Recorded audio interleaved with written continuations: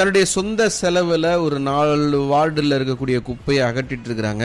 அதை தொடர்ந்து ஒளிரும் மதுரை திட்டம் மூலமா ஒட்டுமொத்த மதுரையுமே எப்படி தூய்மையாக்கலாம் அப்படின்ற முனைப்புடன் செயல்பட்டு இருக்கக்கூடிய மதிப்புக்குரிய ராஜ் எக்ஸிம் நிறுவனர் திருப்பதி ராஜன் சார் கிட்ட தான் பேசிட்டு இருக்கிறோம். வாங்க தொடர்ச்சியா பேசலாம். ஸ்வச் சர்வேக்ஷன் சொல்லிட்டு அதுல தூய்மையான நகரங்கள் பட்டியலிலேயே மதுரையில் ரொம்ப அழுக்கான நகரங்கள்ல கடைசி இருந்துச்சு. ஸோ உங்களுடைய எதிர்பார்ப்புனா மதுரை இன்னும் தூய்மையான நகரத்துக்கு கொண்டு வரணும் அப்படின்னு சொல்லிட்டு, ஸோ இது இடைப்பட்ட நேரத்தில் என்ன மாதிரியான திட்டங்கள் உள்ள நீங்க கொண்டு வர போறீங்க?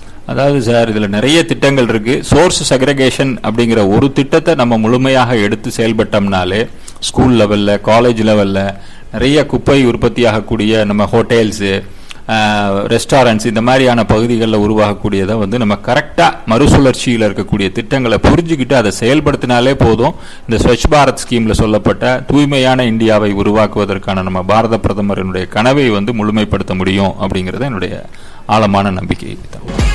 சோர்ஸ் செக்ரிகேஷன்னா ஒண்ணுமே இல்லை மக்களே, குப்பைகளை தரம் பிரிச்சு கொடுக்கறது தான். அடுத்து சார், இந்த ஒளிரும் மதுரை அப்படின்ற அமைப்பினுடைய அடுத்த கட்ட நடவடிக்கைகள் இல்ல எதிர்கால திட்டங்கள் என்ன சார்னு கேட்டிருந்தேன். எதிர்கால திட்டங்கள் இந்த சோர்ஸ் செக்ரிகேஷனை தான் நாங்கள் ஆழமாக மக்களிடம் கொண்டு போய் சேர்க்கணும்னு நினைச்சிருக்கோம். அந்த குப்பையை உருவாகக்கூடிய இடத்திலேயே மக்கும் குப்பை, மக்கா குப்பை, அந்த மக்கா குப்பையை அதாவது பேப்பராகவும் இரும்பு, காப்பர் இந்த மாதிரி பிரித்தோம்.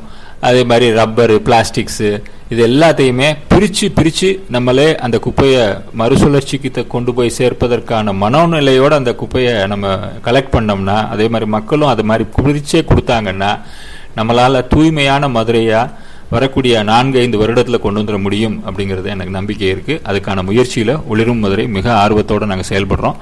எல்லா மதுரை வாழ் மக்களையும் இந்த திட்டத்தில் இணைந்து பயணிப்பதற்கு நாங்கள் வரவேற்கிறோம் சார். நன்றி. ஸோ உங்களை நோக்கி வரக்கூடிய விமர்சனங்களை நீங்கள் எப்படி கையாளுவீங்க சார்? நம்ம வளரும் போது அதை செய்து பாராட்டக்கூடிய மக்களும் இருப்பாங்க, அதை பொறாமை உணர்வோடு பார்க்கக்கூடியவங்களும் இருப்பாங்க. அவங்களெல்லாம் நம்ம இக்னோர் பண்ணிட்டு போகணும் அப்படிங்கிறது தான் என்னுடைய மனோநிலையாக நான் பார்க்குறேன். ஏன்னா அவங்க என்ன சொல்லுவாங்க, இவங்க என்ன சொல்லுவாங்கன்னு நம்ம எதை செய்ய ஆரம்பித்தாலும் நம்மளால் எதையுமே செய்ய முடியாது அப்படிங்கிறத என்னுடைய ஆழமான நம்பிக்கை. ஸோ விமர்சனங்களை நம்ம பாசிட்டிவாக எடுத்து அதில் நல்ல விஷயங்கள் இருந்தால் அதை எடுத்துட்டு நம்ம பாசிட்டிவாக முன்னேறி போகணும் அப்படிங்கிற விஷயத்தில் நான் ரொம்ப கவனமாக இருப்பேன். நெகட்டிவ் விமர்சனங்களை தூசி தட்டுற மாதிரி தட்டி விட்டுட்டு போய்கிட்டே இருக்க வேண்டியதுதான் சார். சூப்பராக சொன்னீங்க சார். எப்பேற்பட்ட ஒரு தொலைநோக்கு பார்வை. ஒவ்வொரு முறையும் நிறைய சினிமா நடிகர்கள் அப்பப்போ பார்க்கறதுக்கான வாய்ப்பு கிடைக்கும். அது ஒரு ஃபேன் மூமெண்ட் ஆயிரும், ஒரு செலிப்ரேஷன் என்ஜாய் பண்ணிட்டு போயிடுவோம்.